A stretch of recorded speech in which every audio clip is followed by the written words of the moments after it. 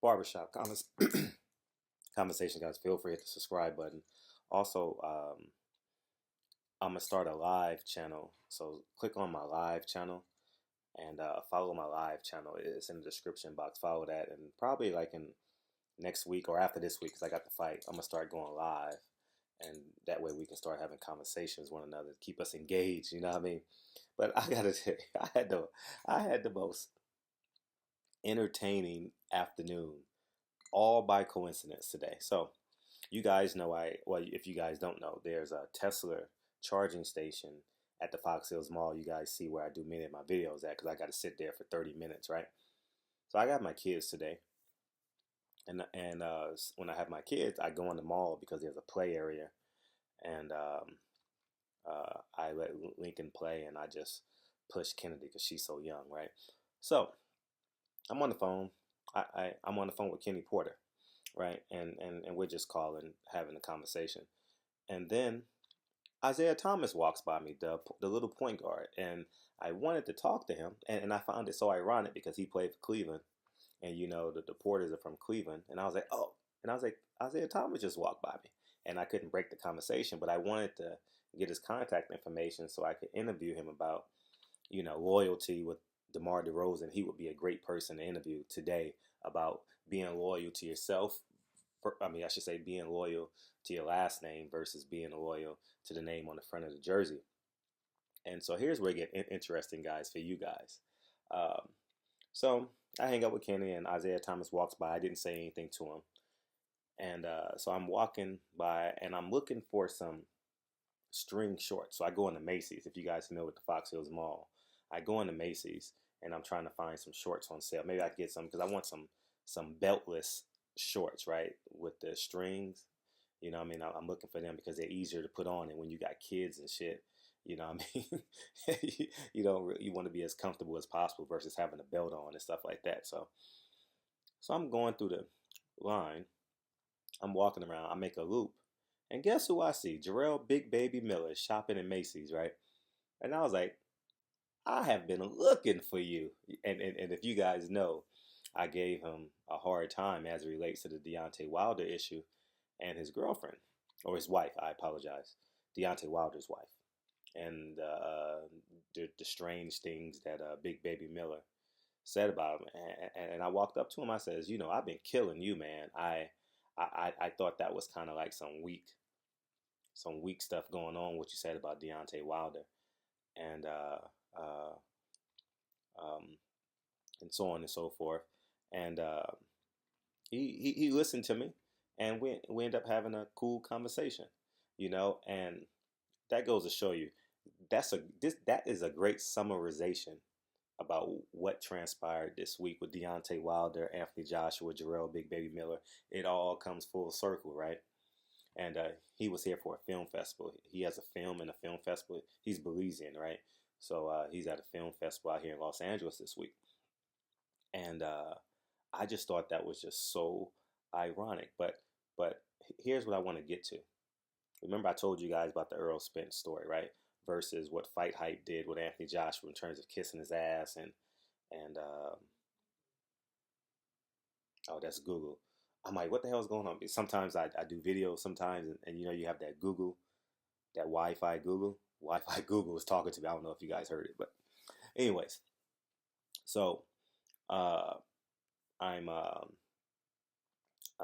where am I at? So, about Fight Hype kissing Anthony Joshua's ass and premeditated questions, and that. You got any last words you want to say? A comment, maybe a rap, and then his friend starts beatboxing, and Anthony Joshua has a scripted rap. Come on, man. And how basically they kiss Anthony Joshua's ass, right? But this is a summarization, or this capsulates this week. I told him, I said, I went straight at you, man. I murdered you about that Deontay Wilder shit. I thought that was some weak ass grown man shit, right? And he and I had a private conversation. I'm not going to divulge that, but what I will say is that there was a mutual respect there. We exchanged phone numbers, and uh, and then we talked about mutual friends we had. Coincidentally, we got a lot of mutual friends. Not coincidentally, but this boxing circle is pretty small, and so he and I had a conversation. But I just want media and subscribers to understand, be real, be who you are. People will respect who you are. They may want to punch you in the face. Now, I didn't know how Jarrell Big Baby. Thank God I had my kids with me, right? that was that was my protection. I had a stroller. I had my stroller, and Lincoln was walking, and so I had my I had my I had my Secret Service protecting me, right? So I don't know how he would have responded if I did have my kids, but you know, I was very sincere. I was very honest, and he was very forthright and honest with me, and I was able to have a private conversation with Big Baby Miller, and we obviously talked about the incident that happened on Tuesday. Um, we talked about his plight to becoming the heavyweight champion of the world. He obviously knows my allies, and I'm a huge advocate of Deontay Wilder. But I just thought it was really cool that I could be myself, he could be himself, and we can move forward with the conversation. That's the beauty of it. And I'm gonna tell you guys another story about being a gentleman in most cases, right? Be a gentleman in every example in your life. So, um, um, so yeah, man, I just want to encourage and inspire you. Be yourself, man. People will respect. They may not like you. I'm not gonna say everyone's gonna like you, but there is some people call them mutual respect agreement.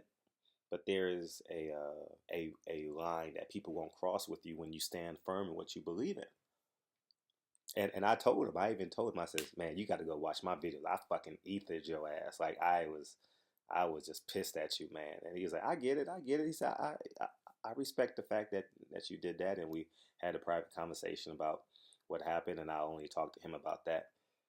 But but yeah, man. So that's the week, and I left, and I came home, and did I see anyone? Oh my God. So I'm leaving Macy's, right? And as I'm leaving Macy's, I see a subscriber. I see a subscriber. I'm walking my kid. I see a subscriber, and he's about to fight the security guard in the Fox Hills Mall. They were literally trying to kick him out, and he was about to beat. He was literally about to beat up the security guard. He's like, "Hey, I know you." So we shook hands and moved on. And I mean, I can't make this shit up. Like, only in LA this happens. Only in LA. Like, for real, for real. So so that was my afternoon, man, and my evening, right? And but I just thought that was just hilarious. I couldn't make this up. I've run into Big Baby Miller at Macy's, and you know what's funny about? I'm gonna tell you guys what's fun. You guys don't have Big Baby Miller dress, right? He wears a lot of fitted clothing, and I will say this: the kid's in shape. He's 300 pounds, but he carries it well. I don't know how much he weighs now, but he came into his last fight 300 pounds, so he's probably 15 to 25 pounds over that. You know what I mean? He's doing a lot of traveling. He did his job. So he's probably like 315, 325. I don't know what, because he has he's he's built like a middle linebacker, or like a D tackle, like a real compressed, strong looking D tackle, very sturdy. You know, and, I mean, he looks good. I mean, for a 300-pound guy, he looks really good. And but I'm gonna tell you what was hilarious. You guys are gonna laugh your ass off. So I caught him in the middle of shopping. I guess he has a few events and media stuff he needs to attend to while he's out here, right? And he picks up a polo shirt, and the shit's so large. he says, he said, "You think I get?" I says, "Nigga, your bicep can't even get through that shit, man. Look." He grabs it. He grabs it. It says, uh, um, let me see if I can fit. I says, "Nigga, your bicep can't even fit in that shit. What the fuck's wrong with you?" Oh man.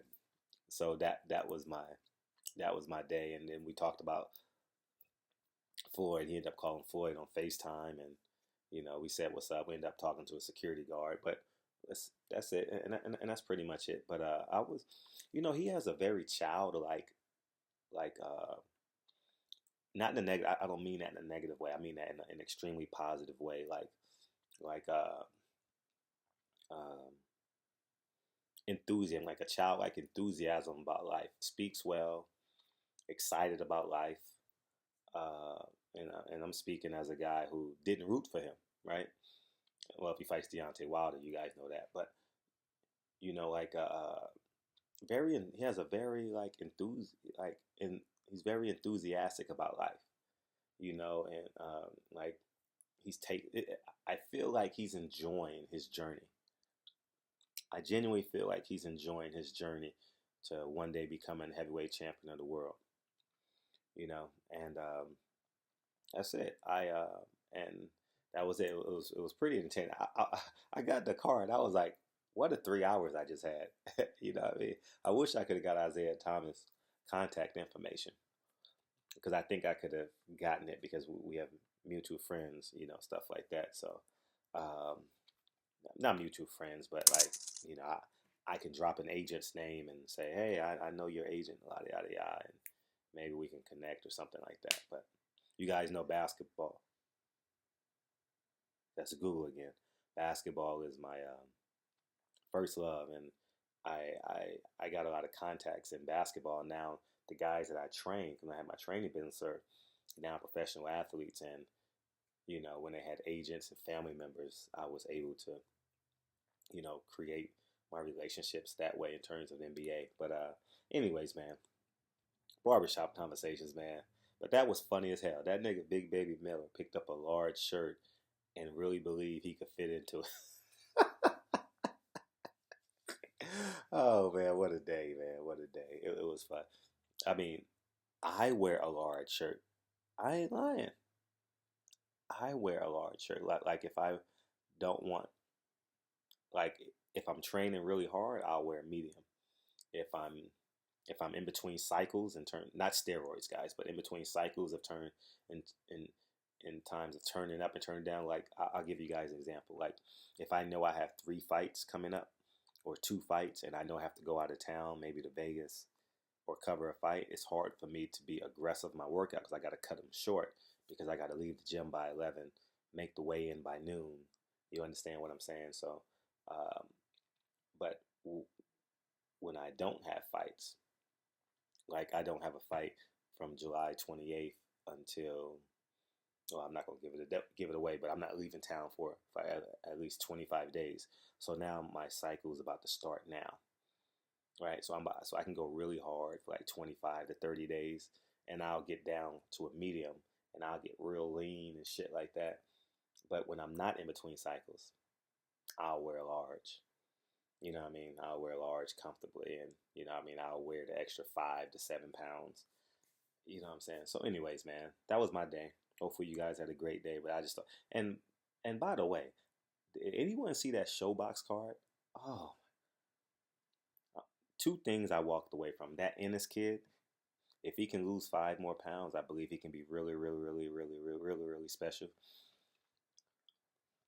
And 2, that was an egregious decision in that Matisse card, Matisse fight. I forget who he's fighting. I would say he is Arab, something like that, Russian, something like that. He won hands down. It was an easy fight to score. I had him up at least 5 rounds, 5 points, I should say, because he had a knockdown. So, anyways, man, barbershop conversations, man. But I just want to thank Jarrell Miller, man. It was a pleasure finally meeting you, and it was a great conversation. You know what I mean? Or good conversation, not a great conversation, but a good conversation. And and it's funny when you meet a person, you get a chance to have a. It allows you to have a cathartic experience about what you thought and what you know now. The same thing with Ryan Garcia. When I met him, before me meeting him, I just, you know, I clump all Golden Boy fighters up together like it's nothing. But because he had that issue with Tank Davis, I thought it was real pertinent that I interview him as it relates to that. And he and I had, as we probably had, what, a 15-minute interview, and we also had a 15-minute conversation probably after the interview, or we hung around each other and we had spot conversations. You get what I'm saying? Like if something happened on the court or if somebody walked by, he would talk to me and I would talk back to him because we literally were standing 3 feet away from each other. And you get a chance to really know these kids. And what I realized, what I learned about him is he's poised to uh, to do something. He's going to be something in this game. He's going to be an actor. He's going to be something because he has the poise. He has the poise. You know, you don't see the poise because all I'm thinking about is how good is he, and he's with Golden Boy. So in my head, I really, really, really, really don't give him a chance. You know what I'm saying? So, but anyways, man, I thought for all y'all that fuck with me, you guys know about how I reamed Jarrell Big Baby Miller. But so there you have it. So anyways, man, barbershop conversations. Feel free to hit the subscribe button and talk to you guys soon. Peace.